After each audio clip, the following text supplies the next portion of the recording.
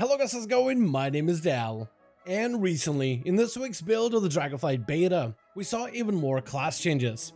Just a few days ago, we got a brand new hotfix which primarily consists of class buffs to help the select few playstyles improve their overall performance. Many are still scrambling to pick which class they're going to main in Dragonflight, with most looking to play something viable at endgame content, but also something genuinely enjoyable. And there's always a chance that one of these newly tuned classes could be your next potential main or an alt in the next expansion. So far, we haven't seen any final damage tune numbers released for the expansion of Dragonflight, and there's a good chance we'll continue getting regular class updates until the official release of the next expansion. But in this video, I wanted to highlight all of the class specs that are seeing improvements in this recent build of the Dragonflight beta. But right before that, most of you guys watch these videos are still not subscribed. However, the more of you remind, the more of you do. So let's keep it going. Subscribe to the channel as well as hit the bell if you're watching these videos anyway, especially if you're looking to get regular class and content updates for all the future and upcoming Dragonflight pre-patch and beta builds. The first spec to receive some changes is the Guardian Druid, which received a buff to the Guardian Druid aura, which helps increase the output of basic core bearer abilities. This aura got buffed by 50%, which is a sizable increase, but the aura affects only certain core abilities. The aura does not have any effect on certain talents or auto attacks, so it's not a direct bear buff.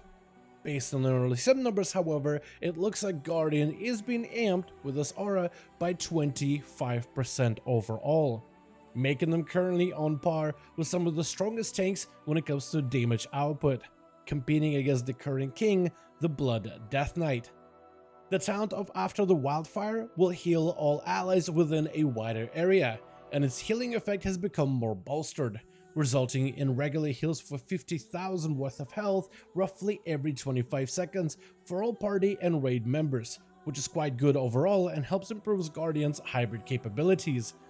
The talent of Pulverize also saw buffs in this week's build, bolstering the ability's damage. Reinforced Fur talent doubles up on its defensive value, increasing the armor from Iron Fur by 8% instead of by additional 4. Scintillating Moonlight defensive has been upgraded, reducing the target's damage by 10% when suffering Arcane Dot.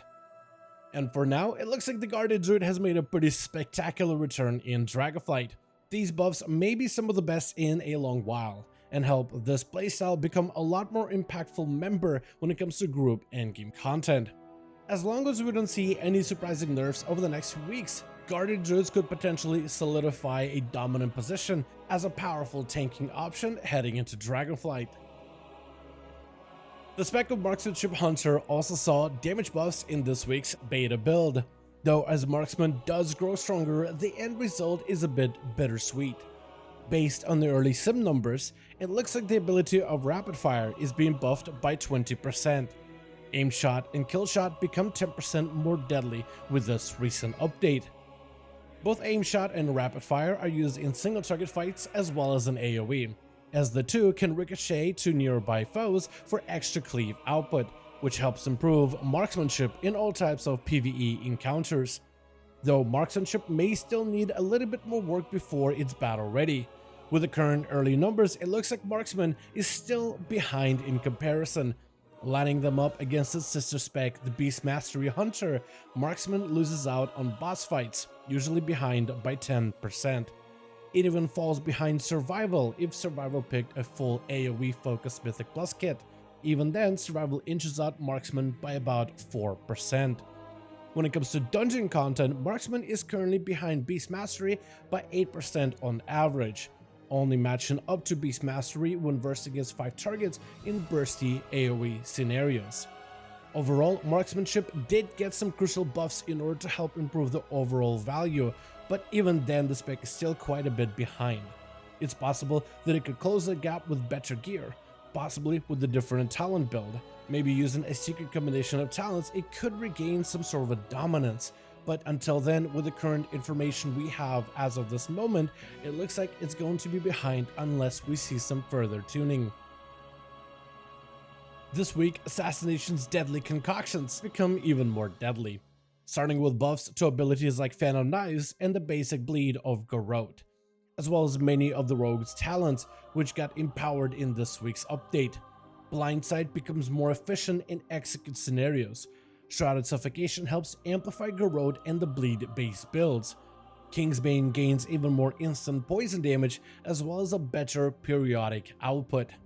And finally, Zaldic's recipe can now be upgraded up to 3 ranks worth of talents.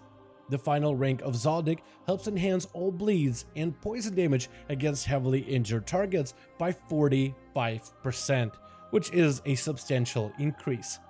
This recent Zaldic change allows Assassination a leg up when it comes to execute fights, and promotes bleeds and poison builds forward, giving them a massive amount of stopping power against heavily wounded enemies, benefiting in single target as well as in AoE content. This week we also get changes to the class of Shaman, as both Elemental and Enhancement are seeing damage buffs this week. For Elemental, these updates are attempting to make Fire Ele builds a lot more viable, which could create some more build variety and diversity going forward. We do see a small reduction to ability of Lightning Bolt at first, but afterwards we've seen major buffs to the ability of Lava Burst, enhanced by 23%. Flame Shock also grows 25% stronger. Primordial Surge Sound is becoming 5% more effective. They also doubled up the effective value of Magma Chamber to strengthen Earth Shocks and Earthquakes, and doubled the power of Rolling Magma to help secure lava builds going further.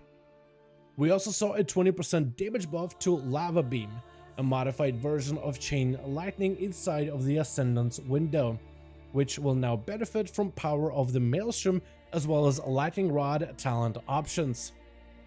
Overall, this is great news for the Fire Elemental focused builds, and should hopefully make him a more competitive choice against the Lightning Elemental playstyle. This week, Enhancement Shaman saw a 10% aura buff for a variety of base abilities, but just like the Guardian Druid from before, this doesn't directly translate into a 10% damage increase, but a nice buff regardless. We also see a small buff towards the Maelstrom enhancing abilities like Lightning Bolt, Lava Burst, and Elemental Blast, as well as a small increase to Flame Shock and Frost Shock. Overall, based on early numbers, it's going to place enhancement straight in the middle of the pack.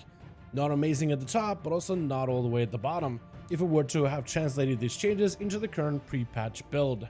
It's possible that at max level, the spec is going to scale better and gain a lot more power as we level through Dragonflight. But for now, this change is looking to help them out a little, slightly improving their overall performance. And finally, the spec of Arcane is also seeing damage buffs this week. Primarily, we're seeing increases to some of the most common rotational abilities, which includes basic spells and talent options. Arcane Blast and Arcane Missiles are getting amped, which increases your single target output. Arcane Barrage, Arcane Orb, and Arcane Explosion are also seeing damage buffs, which helps increase your cleave and AoE output. As of right now, we don't have the sim numbers to put these various increases into direct percentages, but from our community's testing, you will definitely notice the impact of Mage's Burst in both PvE as well as in PvP situations. And for now, that's going to be the full list of buffs that we've seen this week in the Dragonflight beta. And hopefully all of these recent updates start making their way slowly on the Dragonflight pre-patch, likely with the drop of the new Draconic Evoker scheduled for this Tuesday-Wednesday reset. But for now, I want to thank you all so much for watching the video, and I hope you guys enjoyed. Let me know your thoughts in the comments below. What do you think about some of these recent buffs that we've seen over in the Dragonflight beta? And what other class changes would you personally like to see in the future Dragonflight build? As per usual, if you guys enjoyed this video or found it informative, go ahead and give it a thumbs up. I would very much appreciate it. And as always, in the description of every single live stream and video, we have a link to our Discord community channel. Probably the best place to reach out to me directly in case you want to let me know what you thought about this video, or discuss with the other members of the community what you think about the upcoming changes. Join our Discord to become part of the community. But otherwise, thank you guys so much for watching. I do hope you guys enjoyed. Let me know your thoughts, and as always, I'll see all of you guys in another video.